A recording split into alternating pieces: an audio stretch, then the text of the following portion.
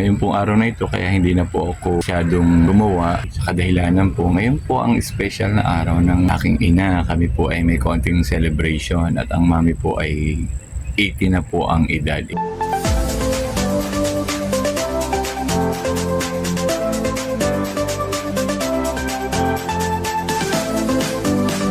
Magandang buhay po sa ating lahat. Huwag po kayong magugulat kung sa bungad po ng video ay puro tinirim pong mga halaman ang inyong makikita. 2 days ko na pong tinitrim yung aking mga halamang labis-labis na po ang mga dahon, labis-labis na po ang mga sanga. May mga natrim na po ako na natutuyo na at akin na pong nasunog na. Bakit po ba todo ako ng pagtitrim ng mga halaman?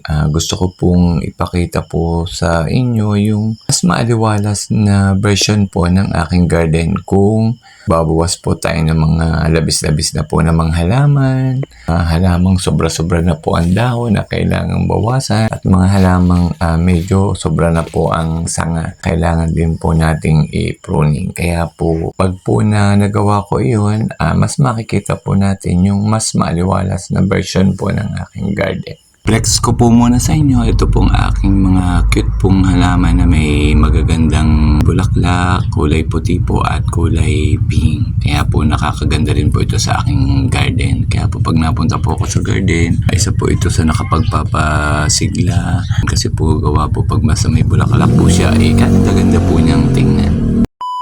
Binisita ko po yung aking pong mga tinirim pong mga halaman. Nagbawas-bawas po tayo ng mga sanga ng halaman. Nagtrim po tayo ng mga iba't iba pong mga halaman na sobra po ang haba. Dahon po ng saging na minsan po ay lumalampas na po sa kuryente. Kaya po aking tinirim. Ngayon pong umagang ito, binisita ko na lang po kanina yung pinakita ko po sa unahan ng video na mga na-trim ko. May katulong naman po ako. Kaso ang nakatulong ko po ay hindi ko na po binidyo at medyo mahihain po.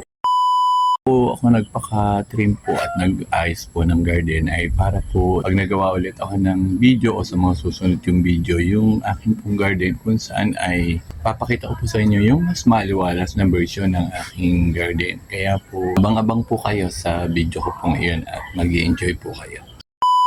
Ngayon pong araw na ito kaya hindi na po ako masyadong gumawa sa kadahilanan po. Ngayon po ang special na araw ng aking ina. Ang mami po ay 80 na po ang edad. Celebration po sana at 80 na nga po kaso ang hirap naman pong mag-intindi ng mga celebration kung saan kukuha pa po ng venue, mga program po hindi naman po kumilig sa mga ganong gusto ko po umattend na lang at kumain at saka po mag-garden. Ang mami naman po hindi po mahilig din yan sa at may pagkatumbol po hindi mo po magagaya ka ng ayos. Ayaw po niya ng mga pong bonggang-bongga sa mga BFF kong mga tomboy, pasensya na kayo at sa inyo ko na ikumpara ang mami. Kasi naman ang mami, ayaw nga talaga niya nung mga make-upan pa. Ayaw din niya noong susuotan siya ng vestida. Ako lalo na kung gown. Kaya nga ang hirap niya. Ang gusto niyang isuot ay maong at saka t-shirt. Sabi ko, hindi naman pwede mami naman ng ganun. Dapat pagka tayo nag-birthday kayo ay kailangan kahit pa paano ay naka-blouse. Kaya ang hirap po. Hindi ninyo gusto ng ganoong tayo ay may kukuha ng venue, ng cater at tayo aayusan, gagayakan siya ay di yung simple na lang ang celebration ninyo dahil ayaw naman din nyo nang kayo medyo bobongga-bongga ng kaunti. Kaya sabi ko, sige, kung anong gusto na lang ninyo sa inyong birthday na lang ang masunod, kayo naman may birthday.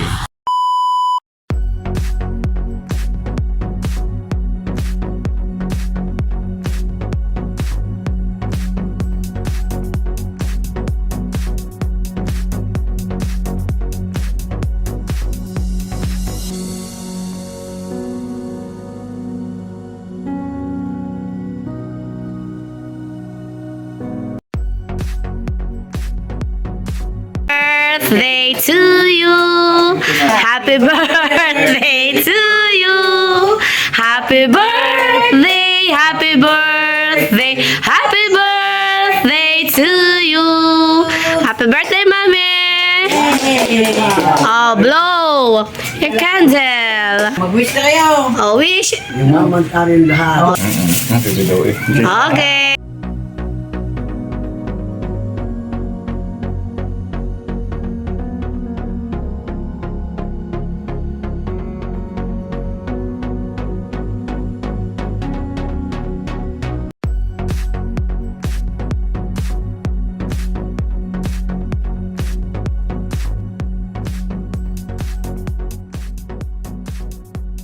After po ng konting salo-salo sa bahay na courtesy po naman ni Teacher Malin, akin pong hipag na asawa po ng aking bunsong kapatid, sinundo naman po ang mami ng isa ko pong hipag na si Divine. Sila naman po ay nagpunta naman po sa iba naman pong lugar. Kaya po enjoy naman po ang mami sa kanyang birthday.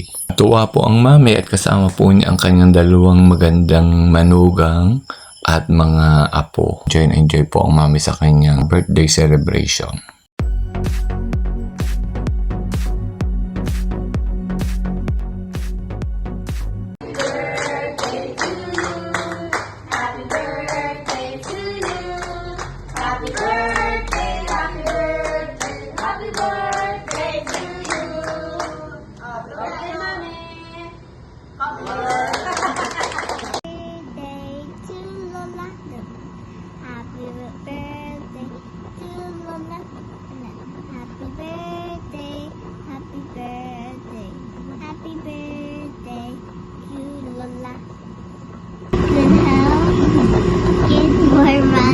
Happy birthday, Mami! Happy birthday sa pinakamakulit kong Mami. Pero kahit makulit ka, love na love ka namin. Wish ko sa'yo good health, more birthdays to celebrate. Wish you, love you, mwah. 2 days later. Akala ko po ay tapos na po yung celebration po ng birthday ng mami, ay hindi pa po pala. So mamaya po ay may pupuntahan po kami. Kasama na po ako at malapit na naman po. Dadating po yung kapatid kong nagtatrabaho sa Maynila at yung pong kapatid kong nasa Lian, Batangas na nasa malayo po. Makikiselebrate po at hindi po nakadating nung mismong kaarawan ng mami, kaya po mamaya po ay lakad po kami. Ay talaga naman pong after po ng birthday ng mami ay kala ko po ay okay na, tapos na, ay may celebration pa po ulit mami. Ngayon po ay August 9, ang birthday po ng mami ay nung August 7. Kaya po tuloy pa po uli. Mamaya po ay kakain uli ako ng sarap-sarap. Kaya po nag-iikot na lang po ako din sa garden. Para po mamaya ay magbibihis na lang. Mamaya pa naman po pahapon at hindi pa po naman nadating ang dalawa kong kapatid na lalaki na hindi kasama po noon sa simpleng celebration po din sa bahay. At nung umalis po ang mga mami ng may pinuntahan po. Kaya po mamaya ay celebrate ulit po ng kaunti. Ang celebration po namin ngayon, ang lakad po namin ay sponsor po nung mabait po namin mga, alam na po nila, enjoy po mamaya. Kakain po kung marami mamaya. Ayan, ako nakagayak na ulit. Lalayas na ho uli kami. Kami ho ay kakain uli po. Aking hipag pang, baka mainggit rin isa sa, dahil sinabi ko maganda rin sinamaling. Kamugang aming kagagayakan sa pupo sa kikisig na are. Siya. Dadaan muna po kami sa simbahan at kami po muna ay magpapasalamat sa mga biyaya. Dumaan po muna sa simbahan para po magpasalamat. Ayan. Yun po ang aking hipag.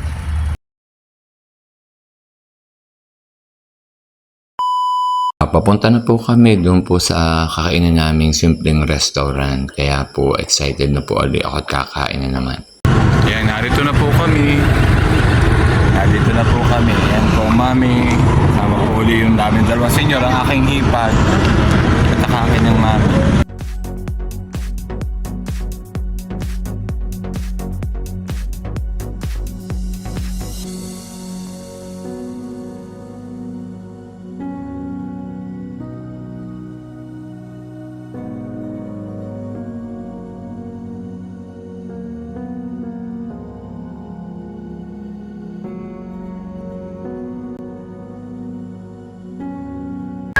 Yan po ang celebrant. Ayan.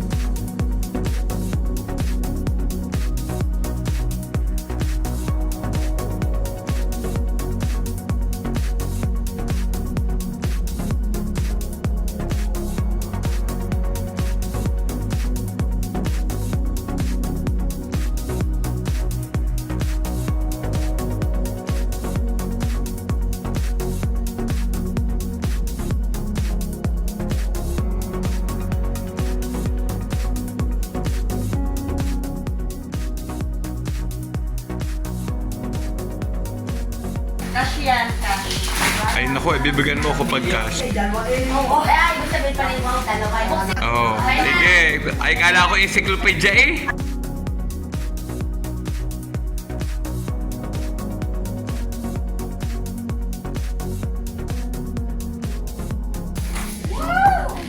Thank you sa nagbigay. Maraming salamat.